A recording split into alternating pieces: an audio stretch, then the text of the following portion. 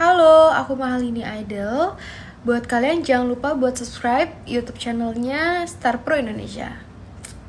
Vitamin, terus olahraga, sinar matahari, mungkin itu suatu keseharian yang biasa saya lakukan lah. Tapi yang terberat pada saat itu ya pikiran saya, gitu, mental, gimana caranya saya bisa mengcreate pikiran, akhirnya ngebuat sesuatu tuh jadi nggak parno, nggak panik. Padahal sih itu terus menghantui di kepala saya gitu.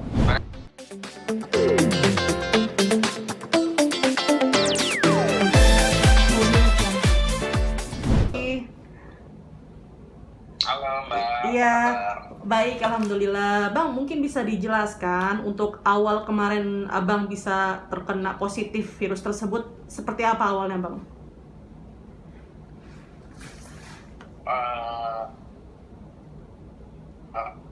Awalnya saya nggak nanggung tes COVID sebenarnya, karena kan memang benar-benar nggak ada gejala sama sekali. Tapi memang itu kami sekeluarga, karena ada informasi mengenai Pak Menteri Perhubungan yang dinyatakan positif terkena corona, akhirnya kami sekeluarga, semua kabinet beserta jajaran diimbau oleh Pak Presiden untuk tes COVID corona di RSPAD. Jadi ada beberapa tahapan yang saya lakukan, kami sekeluarga lah semuanya. Ada tes ronsen, tes tensi, tes darah, sama swab gitu. Nah, kalau hasil yang pada saat hari itu juga, pada waktu jam itu ronsen paru, terus darah sama tensi, itu hasilnya baik kalau saya ya gitu, alhamdulillah gitu. Yang lain juga alhamdulillah beberapa juga. Nah, ada juga yang kayak saudara saya yang flek paru, ada flek di parunya, tapi alhamdulillah tidak terpapar. Nah, kalau saya, karena pada saat itu kalau beberapa orang suka tanya ke saya, kenapa sih mau ngetes sebenarnya? Wah, video apa tuh? Kalau saya pribadi ditanya, kenapa sih mau tes COVID gitu? Saya awal nggak ada keinginan untuk tes COVID dan corona gitu.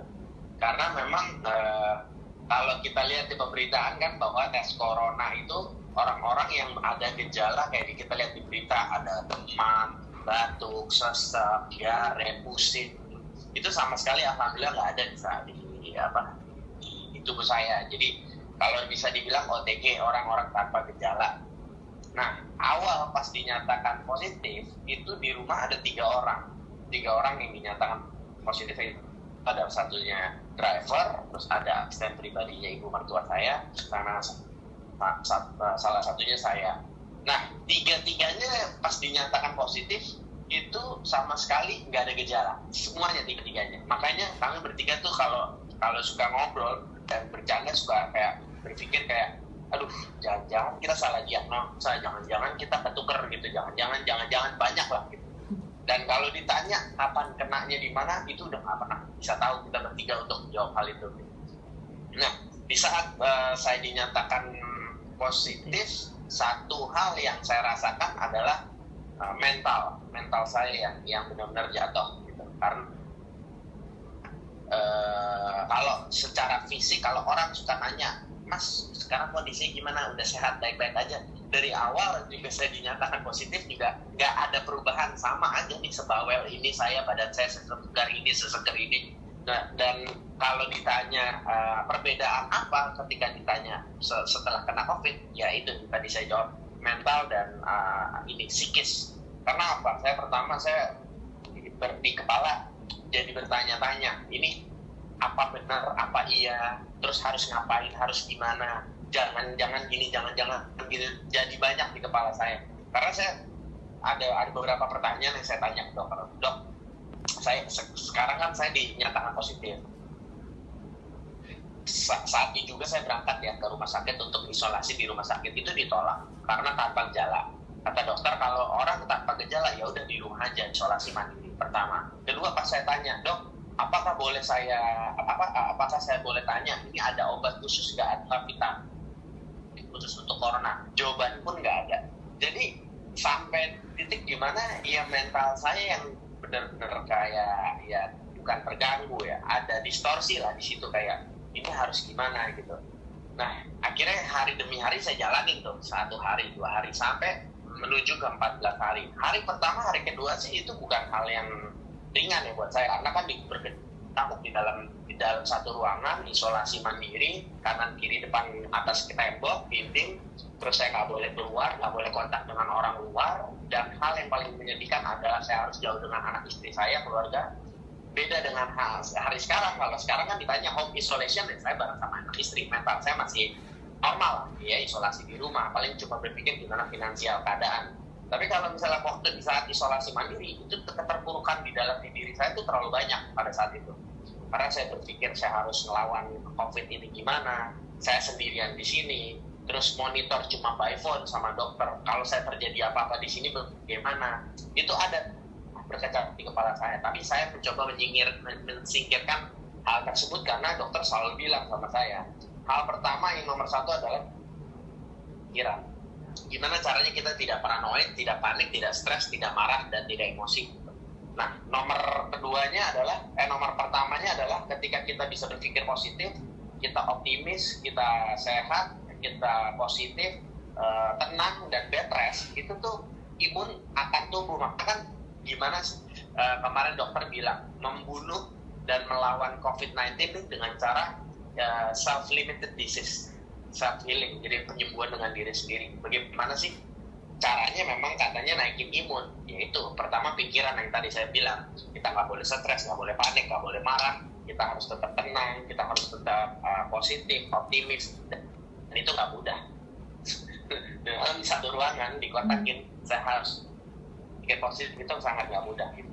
Terus kedua, vitamin, terus olahraga, sinar matahari, mungkin itu suatu keseharian yang biasa saya lakukan lah. Tapi yang terberat pada saat itu ya pikiran saya, gitu, mental. Gimana caranya saya bisa meng-create pikiran, akhirnya ngebuat sesuatu tuh jadi nggak parno, nggak panik. Padahal sih itu terus menghantui di kepala saya gitu. Gimana caranya saya ngelawan itu semua dengan satu ruangan sendiri, saya harus ngelawan pikiran itu tersebut. Oke, tapi Bang, setelah dinyatakan negatif dari COVID tersebut, tidak normal, maaf, bisa dikatakan seperti itu, atau mungkin semuanya normal? Sorry Pak, putus-putus Pak. Ya, pada saat dinyatakan Abang negatif COVID, mungkin bagian organ Abang yang ada di dalam, entah itu paru-paru atau yang lainnya, mungkin dinyatakan bersih atau bagaimana? Jadi, jadi after saya melakukan isolasi mandiri 14 hari, kan itu protokol dan prosedurnya yang saya sudah lakukan, kan rumah sakit sudah bilang seperti itu. Nah, akhirnya saya melakukan tes kedua. Tes pertama itu adalah ronsen paru, terus tes darah, tes tensi, sama swab gitu kan. Sebenarnya untuk melihat kita positif atau enggaknya sebenarnya cukup dari swab aja sih gitu. Nah, kita melakukan semuanya. Nah, alhamdulillah saya baik tuh, ronsen paru nyatakan baik, terus darah semuanya baik. Itu di awal. Dan 14 hari kemudian saya tes kembali, saya cek tes darah, ronsen paru, alhamdulillah hasilnya juga bagus. Nah, dan swabnya hasilnya negatif. Nah, pada waktu itu pas saya sudah pulang, saya sempat diwawancarain ada satu media. Saya dikondisikan dalam cerita begini, ada 2 pasien, satu saya, satu ada Pak titik-titik lah. Nah, jadi satu dokter, 2 pasien, satu pasien yang tanpa gejala, satu pasien yang dengan gejala gitu. Nah, hasil dari ronsen paru ini sangat benar-benar berbeda Pak. Jadi nggak bisa dipukul rata. Kalau saya bilang, saya bisa menepis berita tentang setelah kena COVID-19, Corona, insya Allah paru-paru kalian tetap normal. Nggak juga ternyata. Waktu itu saya sempat diadu bentur gitu dengan pasien yang berbeda. Ternyata pasien yang satu nih, hasil ronsen parunya rusak sebelah. Jadi nggak bisa juga dianggap COVID-19 Corona. Makanya pemberitaan di luar bahwa memberitakan bahwa udah anggap aja nih ada satu contoh bukti, misalnya saya ya Tri Warmanto ini setelah sembuh dan akhirnya nggak kenapa. Jangan lihat juga case di saya juga, karena apa? Dengan lihat case di saya orang jadi mengabaikan, akhirnya jadi orang kewaspadaannya jadi lemah gitu. Nah, orang sebenarnya kan gini, masalah dari kondisi COVID-19 corona ini selalu dokter bilang bahwa penyebaran dan penularannya sangat cepat gitu. Pengecualian untuk orang yang fisiknya bagus, misalnya fit, kondisinya fit segala macam. Tapi kalau misalnya orang dengan ada penyakit bawaan, terus lansia, itu memang penyakit itu bisa, si corona itu bisa membunuh si orang tersebut gitu. Jadi sangat bahaya. Makanya kalau waktu itu saya sempat ada artikel atau berita, kalau nggak salah baru-baru ini ada pemberitaan bahwa COVID-19 corona ini nggak terlalu menyeramkan, udah tenang aja. Mereka yang mati itu orang-orang yang ada sakit sebelumnya gitu. Salah besar gitu. Saya waktu itu sempat ngomong juga ya, waktu itu. Makanya untung emang dilalanya jalan Tuhan, saya sempat diwawancarai dengan dua partai. Akhirnya knowledge buat saya baru gitu. Saya nggak bisa juga ngasih statement ke masyarakat bahwa setelah kena COVID corona ini kita sehat-sehat aja. Belum tentu juga. Ada juga kok ada yang pernah ada pengalaman orang yang kena COVID-19 terus paru-parunya rusak, flek atau ada apa gitu. Jadi memang nggak bisa jaminan juga. Memang jalan satu-satunya gimana caranya kita tetap bagus, tetap bugar, tetap sehat. Ya pola hidup itu harus tetap dijaga dari semuanya. Kayak yang tadi saya bilang, 4 sehat 5 sempurna, terus pola hidup, pola tidur, pola makan. Terus makanya dokter bilang isolasi mandiri itu sebenarnya harus kita tuh bed rest gitu. Kenapa banyak dokter berguguran? Karena pola hidupnya yang berantakan, tidurnya kurang, terus badannya capek, akhirnya si virus itu makan tubuhnya si orang yang capek gitu. Kalau menurut dokter, beberapa pakar dokter bilangnya seperti itu. Oke. Bang Detri, bisa dijelaskan mengenai selama masa isolasi mandiri, mungkin kegiatan apa aja yang Abang lakukan, terutama untuk proses penyembuhan ya? Kalau dari kejadian saya sebagai pernah mantan orang yang terpapar COVID-19 corona, hikmah yang saya dapat ya, saya petik dari kejadian ini sangat terbiasa. Karena apa? Sebelum kejadian saya terpapar, saya disiplinnya sangat kurang gitu.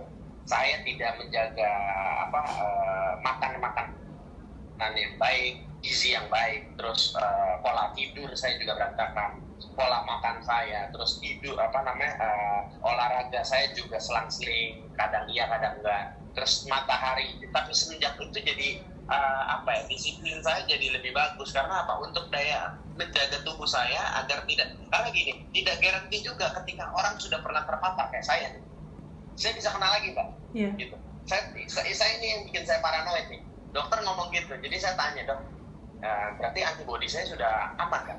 Ketika saya sudah pernah terpapar, saya berarti kemungkinan untuk terpapar lagi nggak mungkin dong. Siapa bilang? Katanya mungkin. Makanya ini buat saya pun juga khawatir. Jadi bukan berarti dengan kondisi saya sekarang sudah pernah terpapar, sudah pernah terkena corona, terus akhirnya saya kebal dengan corona. Nah, berarti kan secara nggak langsung saya harus tetap disiplin dengan kondisi yang ada gitu. Saya tetap jaga makan, olahraga yang baik, vitamin, terus pola tidur, pola makan, terus pikiran yang positif. Karena untuk saya yakin untuk menaikin daya imun tubuh agar melawan si virus tersebut, tetap bisa protek lah di badan saya. Dan badan saya masih bisa melawan virus tersebut. Proses penyembuhan selama 2 minggu ngapain aja tuh Bang pada saat isolasi? Selama 2 minggu ya, kalau saya ditanya pagi, siang, sore, malam, apa aja saya bangun pagi, olahraga, terus sarapan kena sinar matahari 10-15 menit, terus sudah gitu saya makan siang, tidur siang, terus ya ibadah, terus video call sama anak, istri, sama ada teman-teman misalnya, terus sempetin kayak baca dari sosial media, mau ngikutin gayanya itu Pak Wali Kota Bogor, Pak Kang Bima Arya. Karena apa? Social media distancing tadinya. Kalau misalnya saya tutup mata, tutup kuping, saya istirahat aja gitu. Tadinya saya pikir itu alangkah jauh lebih baik gitu, karena kan distorsi pikiran itu sangat penting. Tapi ternyata pas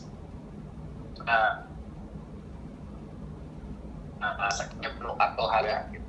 Terus saya tahu resikonya, takutnya nanti saya dibully, dicaci, gimana. Bahkan sampai sekarang juga masih sih orang takut lah. Terus saya udah sembuh apa belum? Padahal kan pernah di luar sana juga banyak sebenarnya yang kena gitu. Tapi nggak apa-apa, itu resiko. Nah, setelah saya udah dampak dan impact dari masyarakat itu positif ke saya membuat diri saya jadi lebih bahagia gitu. Ternyata memberikan satu informasi, sharing kepada masyarakat, itu ternyata membuat diri saya gitu kan, melakukan sesuatu yang positif, akan saya mendapat kebaikan yang lebih gitu. Jadi dari hal itu ternyata ada masyarakat bilang inspirasi, menjadi edukasi, menjadi orang yang bermanfaat, itu menumbuhkan rasa bahagia di dalam diri saya, dan akhirnya mungkin imun tubuh saya jadi naik.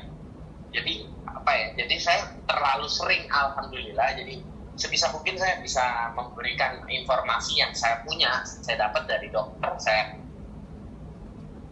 bicarakan. Oke. Pertanyaan terakhir, Bang. Tadi kan gini, banyak juga yang nggak tahu dengan kondisi khususnya masyarakat dengan minimnya edukasi dan informasi, akhirnya teman-teman di luar itu banyak yang mengabaikan gitu. Banyak juga yang masih kumpul-kumpul, banyak juga yang masih kerumunan, mereka nggak pakai masker gitu loh. Kayak contoh, orang-orang kan kita nggak pernah tahu, memang bukannya penularan ini melalui udara, tapi anggap ya Mbak atau Mbak di samping ke meter tuh dia terbang gitu, walaupun dia jatuh, walaupun itu nanti dia gitu pemantirnya, tapi dengan kondisi di dalam satu ruangan tanpa masker itu jauh lebih buruk nantinya gitu. Lebih baik kita pakai masker, tetap jaga kebersihan, nyampe rumah kita copot baju kita selalu bersih dalam kondisi apapun, mandi, keramas, terus jaga jarak fisik, bukan social distancing, physical distancing, terus selalu cuci tangan lebih baik. Sebenarnya dokter bilang lebih baik cuci tangan pakai air, pakai sabun daripada hand sanitizer. Tapi hand sanitizer membunuh. Tapi kalau dengan air yang mengalir katanya jauh lebih bagus. Karena apalagi terus pakai sabun deterjen yang itu juga bisa yang membuat si kuman itu luntur lah dari tangan. Oke. Bang, pertanyaan terakhir. Tadi kan dokter kan mengatakan bahwa kemungkinan kalau misalkan sudah terkena corona akan terpapar lagi gitu, bisa terjadi. Mungkin tindakan preventif yang Abang lakukan hingga saat ini apa, Bang? Kalau saya sekarang menjaga selalu gimana caranya pola pikir nomor satu, pola pikir gitu. Jadi bukan yang saya suhuzon, yang waspada lah. Kalau suhuzon kan jadi parno nih sama orang kan. Paranoid gitu. Jadi paranoid sama orang, terus parno, takut segala macam, dan itu kemungkinan keserangnya malah tinggi gitu. Tapi kalau kita tetap tenang tapi waspada, kita pakai proteksi. Waspada kan kita pakai masker, tangan selalu bersih, itu menurut saya udah cukup waspada gitu. Nah, tapi kemungkinan saya terkena lagi katanya nggak sampai 3% gitu. Jadi saya bisa kena, tapi terima dari kalian gitu. Karena diri saya tuh sudah kenal sama si virus tersebut. Tapi tetap bukannya berarti saya meremehkan, saya tetap mengkondisikan badan saya tetap gimana caranya tetap bugar, tetapi dengan makan makanan yang sehat, buah-buahan, sayur-sayuran. Anggap gini deh, masyarakat ini kan banyak ibu-ibu panik buying nih gitu. Mereka beli masker, beli vitamin, ngabisin, itu juga hal yang sangat salah. Saya juga tidak salah satu orang yang demo lah dengan keadaan seperti itu. Nah, kalau saya sekarang dengan minimnya misalnya alat vitamin yang ada, saya sih makan aja sayuran sama buah-buahan, susu ada, terus olahraga, keringetan, terus sinar matahari gitu. Itu menurut saya udah hal yang baik lah, udah bagus lah, daripada kita harus pusing gimana nih minum vitamin, nggak ada, karena jadinya emosi, jadinya marah gitu, percuma ngapain. Apalagi kalau saya ditanya, kena di mana bang, kemarin terakhir ke luar negeri kapan, terus udah gitu sama siapa kenanya, lokasinya di mana, kira-kira siapa yang ngenain. Aduh capek deh, saya bilang saya nggak ada, pertama gini, saya nggak ada alat deteksi untuk membaca saya kena di mana sama siapa. Terus kedua, capek-capek di kepala saya, terus akhirnya jadi overthinking, pikiran saya jadi banyak, terus akhirnya jadi negatif. Jadi percuma. Jadi setelah kalau udah negatif, akhirnya tontokin tuh imun jadi jatuh. Percuma lah, udah lah, itu emang takdir saya, emang saya dinyatakan positif. Ya udah saya hadapin aja. Saya hadapin, saya ngelakuin sesuatu yang protokol rumah sakit bilang, 14 hari isolasi. Setelah 14 hari isolasi, saya makan makanan yang baik, pola tidur yang baik, pola hidup yang baik, terus jaga kesehatan. Ya udah, that's it, gitu aja, nggak ada yang lain. Oke, sip. Abang, ini makasih banyak loh atas informasi dan juga waktu abang. Sama-sama. Iya, oke, sukses dan sehat selalu ya bang. Boleh tahu di mana lokasi? Iya. Terima kasih sama-sama Mbak. Iya, Ya. bang. Mbak Buat Lisa, di ya. ini, buat di naskah lokasi rumahnya di mana bang? Lokasi rumahnya bang? Apanya? Lokasi rumah buat di naskah nih. Kebayoran Baru. Oh, oke, sip. Makasih ya bang Detri ya. Ya bang. Ya, Assalamualaikum.